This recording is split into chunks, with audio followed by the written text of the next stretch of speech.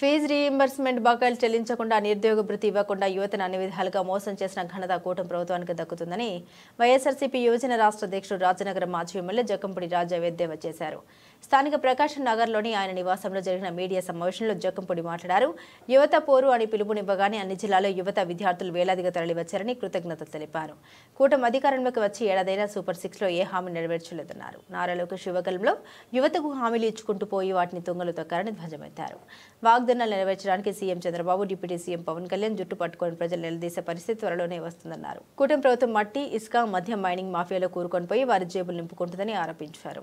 ఏ కార్యక్రమం పేరు చెప్పి ప్రజల్లోకి వెళ్ళినా కూడా ప్రజలు పశ్చాత్తాపంతో తప్పు చేశాం, పొరపాటు చేశాం, జగన్మోహన్ రెడ్డి గారి హయాంలో ఏ పథకాలైతే మాకు అందినివో ఆ పథకాలకే పేర్లు మార్చి ఈ చంద్రబాబు నాయుడు గారు దానిని 4గింతలు ఇస్తాం, 10ంతలు ఇస్తామని చెప్తే ఏమో బహుశా అనుభవం కలిగినటువంటి వ్యక్తి, 3 సార్లు ముఖ్యమంత్రిగా పనిచేసినటువంటి వ్యక్తి చేస్తాడేమో, జగన్మోహన్ రెడ్డి గారు చేస్తూ ఉన్నప్పుడు ఆయన కూడా చేస్తాడేమో అని చెప్పి నమ్మి ఓట్లు వేశాం.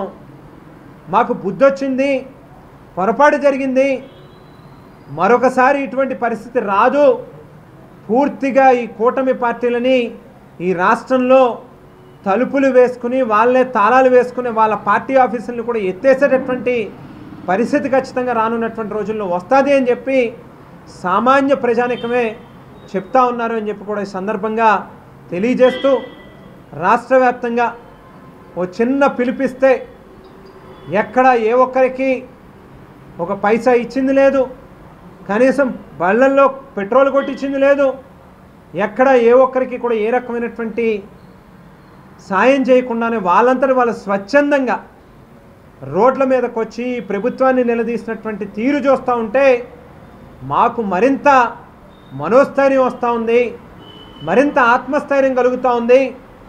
ఖచ్చితంగా రానున్నటువంటి రోజుల్లో ఈ ప్రభుత్వం మీద వైఎస్ఆర్ కాంగ్రెస్ పార్టీ యువజన విభాగం ఆధ్వర్యంలో జగన్మోహన్ రెడ్డి గారి సారథ్యంలో ఈ ప్రభుత్వం మీద పోరుబాట పడతాం. ఈ ప్రభుత్వాన్ని గద్దె దించేంత దాకా, ఇచ్చినటువంటి హామీలని నెరవేర్చేంత దాకా కూడా ఉద్యమిస్తామని చెప్పి సందర్భంగా తెలియజేస్తూ